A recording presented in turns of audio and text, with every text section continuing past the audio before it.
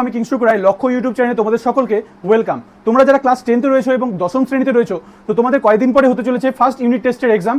তো তোমাদের জন্য আজকে নিয়ে এসেছি ফার্স্ট ইউনিট টেস্টের জন্য 100% কমন সাজেশন, যেগুলো তোমরা তোমাদের পরীক্ষায় 100% সেখান থেকে পেতে চলেছো। তো তোমাদের আগের ভিডিওতে পার্ট 1 এর যে ভিডিওটি আমি তোমাদের দুদিন আগে দিয়েছিলাম, সেই ভিডিওতে তোমাদের একটি মাত্র গল্প রয়েছে জ্ঞানচক্ষু থেকে, সেখান থেকে আমি 100% কমন সাজেশন সেখান থেকে দিয়ে দিয়েছিলাম। তো আজকের এই ভিডিওটি পার্ট 2 এর ভিডিও।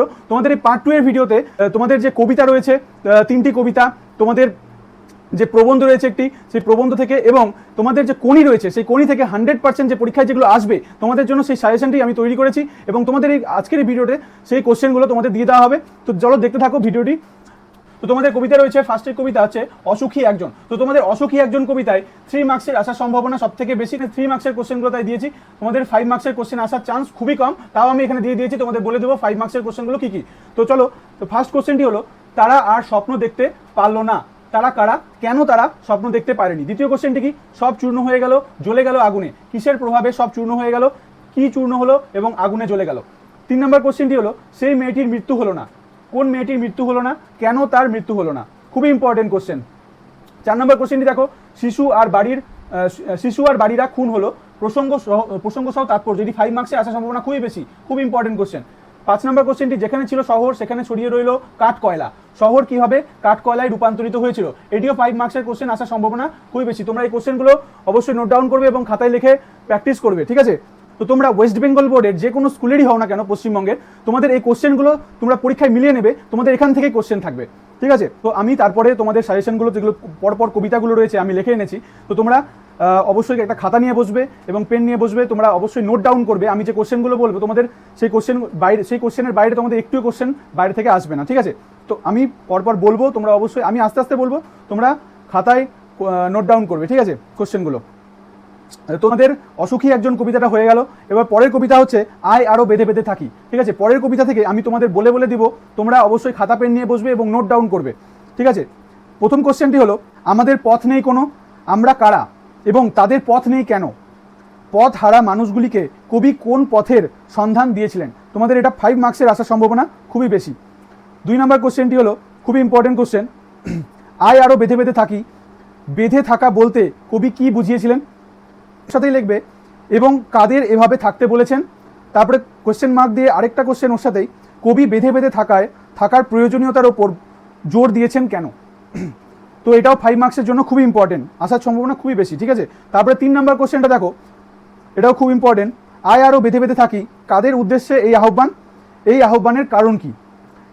এটাও 5 মার্কসের জন্য খুবই ইম্পর্টেন্ট। তোমাদের আয় আরও বেঁধে বেঁধে থাকি থেকে 5 মার্কসে আসার সম্ভাবনা খুবই বেশি।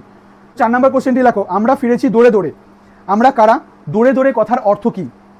তারপরে 5 নম্বর কোশ্চেনটি, আমাদের চোখ মুখ ঢাকা, আমাদের বলতে কাদের কথা বলা হয়েছে, চোখ মুখ ঢাকা থাকার কারণ কি? ঠিক আছে, এই ছিল তোমাদের আয় আরও বেঁধে বেঁধে থাকি থেকে তোমাদের 100% কমন সাজেশন। এগুলো তোমাদের পরীক্ষার জন্য খুবই ইম্পর্টেন্ট, এমনকি তোমাদের যে 2027 মাধ্যমিক হবে এর জন্য খুব ইম্পর্টেন্ট কোশ্চেন। তো তোমাদের যদি মনে হয় তোমাদের জন্য দাদা জেনুইনভাবে খাটছে এবং তোমাদের জন্য জেনুইনভাবে পরিশ্রম করছে, তোমরা অবশ্যই আমাদের চ্যানেলটিকে সাবস্ক্রাইব করে নিও এবং তোমাদের এর পরবর্তী কী সাজেশন ভিডিও দরকার তোমরা অবশ্যই কমেন্টে লিখে জানিও, ঠিক আছে?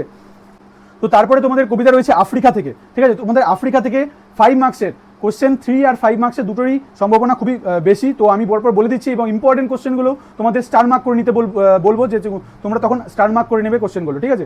আফ্রিকা থেকে ফার্স্ট কোশ্চেনটি হলো, এলো ওরা লোহার হাতগাড়ি নিয়ে, ওরা কারা, ওরা আসার পর কি হয়েছিল? তারপরে হচ্ছে 2 নম্বর কোশ্চেনটি হলো, তো 1 নম্বর কোশ্চেনটাকে তোমরা স্টার মার্ক করবে। 2 নম্বর কোশ্চেনটি হলো, মানহারা মানবীর দ্বারে, মানহারা মানবীর পরিচয় দাও, কবি কাকে তার দ্বারে এসে দাঁড়ানোর কথা বলেছেন? এটাও খুব ইম্পর্টেন্ট, এটাকেও তোমরা স্টার মার্ক করে রাখবে। তো 3 নম্বর কোশ্চেনটি হলো, সেই হোক তোমার সভ্যতার শেষ পূর্ণবাণী, পূর্ণবাণীটি কি, কোন পরিস্থিতিতে তা অনিবার্য? ঠিক আছে, এটি 5 মার্কসের জন্য খুব ইম্পর্টেন্ট, এটাও স্টার মার্ক করে রাখবে। তো 4 নম্বর কোশ্চেনটি হলো, ছিনিয়ে নিয়ে গেল তোমাকে, কে কিভাবে ছিনিয়ে নিয়ে গেল, আফ্রিকার জন্ম বৃত্তান্তটি লেখো। তারপরে 5 নম্বর কোশ্চেনটি হলো, হাই ছায়াবৃতা, ছায়াবৃতা বলার কারণ কি? এটা ছায়াবৃতা কোশ্চেনটা খুব ইম্পর্টেন্ট, তোমাদের আসার সম্ভাবনা খুবই বেশি, তোমরা এটাকে 2টা স্টার দিয়ে রাখবে। হাই ছায়াবৃতা, ছায়াবৃতা কথাটা, ছায়াবৃতা বলার কারণ কি, তার সম্পর্কে কবি কি বলেছেন তার সংক্ষেপে লেখো। 5 মার্কসের জন্য এটা পড়ে রাখবে, তোমাদের আসার সম্ভাবনা খুবই বেশি।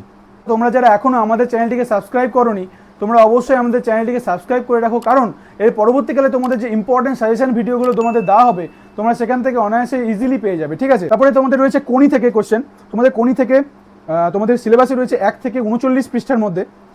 তো তোমাদের ফার্স্ট কোশ্চেনটি হলো, খাওয়াই আমার কোনো লোভ নেই, ডায়েটিং করি, বক্তাকে তার ডায়েটিংয়ের পরিচয় দাও। দ্বিতীয় কোশ্চেনটি হলো, আজ বারুণীর দিন গঙ্গা ঘাটের দৃশ্য বর্ণনা করো, খুবই ইম্পর্টেন্ট 5 মার্কসের জন্য। তারপরে 3 নম্বর কোশ্চেনটি হলো, ক্ষিতীশের বিরুদ্ধে কি কি অভিযোগ উঠেছিল, তার উত্তরে ক্ষিতীশ সিংহ কি বলেছিলেন, ঠিক আছে, খুবই ইম্পর্টেন্ট কোশ্চেন 5 মার্কসের জন্য। 4 নম্বর কোশ্চেন, প্রথম দিকে লীলাবতী বিদ্রোহ হয়েছিল, লীলাবতী কে, তার বিদ্রোহের কারণ কি। তো 5 নম্বর কোশ্চেনটি হলো, হঠাৎ কোনির দু চোখ জলে ভরে গেল, কোনির দু চোখ জলে ভরে গিয়েছিল কেন এবং এরপর কি ঘটেছিল, ঠিক আছে। তো তোমরা এই কোশ্চেনগুলো কোনি থেকে যেগুলো দিলাম তোমরা 5টি কোশ্চেনে খুবই ভালোভাবে তৈরি করো, তোমাদের এই কোশ্চেনের বাইরে একটি কোশ্চেনও তোমাদের পরীক্ষায় আসবে না, তোমাদের ইম্পর্টেন্ট এবং তোমাদের যে মাধ্যমিক হবে 2027 তার জন্যও খুব ইম্পর্টেন্ট। তো হারিয়ে যাওয়া কালিকলম থেকে যে ইম্পর্টেন্ট 100% কমন সাজেশনগুলো আমি বলবো আজকে, সেটা হচ্ছে ফার্স্ট কোশ্চেন, খুবই ইম্পর্টেন্ট, ঠিক আছে, 1 নম্বর থেকে ডবল স্টার দিয়ে রাখো।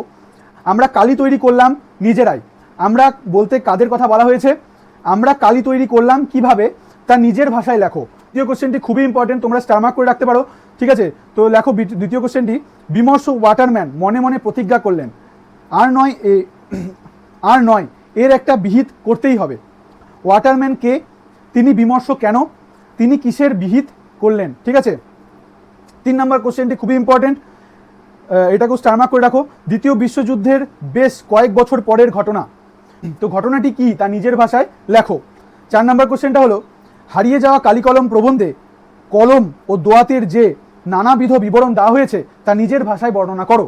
তো এই ছিল তোমাদের 4টা কোশ্চেন। তো লাস্ট একটা কোশ্চেন রেখে রাখো যেটা খুবই ইম্পর্টেন্ট, 5 নম্বর কোশ্চেন, মুঘল দরবারে একদিন তাদের কত না খাতির কত না সম্মান, তাদের বলতে কাদের কথা বলা হয়েছে এবং তাদের খ্যাতি সম্মানের পরিচয় দাও। তো এই ছিল তোমাদের প্রবন্ধের ওপরে লাস্ট মিনিট সাজেশন, তোমাদের ইম্পর্টেন্ট সাজেশন যেগুলো তোমাদের পরীক্ষায় আসবে। তো আমি মনে করব তোমরা অবশ্যই লাস্ট পর্যন্ত ভিডিওটি দেখেছো এবং তোমাদের যদি একটু ভ্যালুয়েবল বলে মনে হয় তোমরা অবশ্যই ভিডিওটিকে লাইক করে দিও এবং চ্যানেলটিকে সাবস্ক্রাইব করে দিও, যাতে করে তোমরা পরবর্তীকালে যে ইম্পর্টেন্ট সাজেশন ভিডিও আমি নিয়ে আসবো তোমরা অবশ্যই 100% সেখান থেকে মার্কস তোমরা ক্যারি করতে পারবে। তো চলো, ততক্ষণে দেখা হচ্ছে নেক্সট কোনো ভিডিও নিয়ে। তো গুড লাক।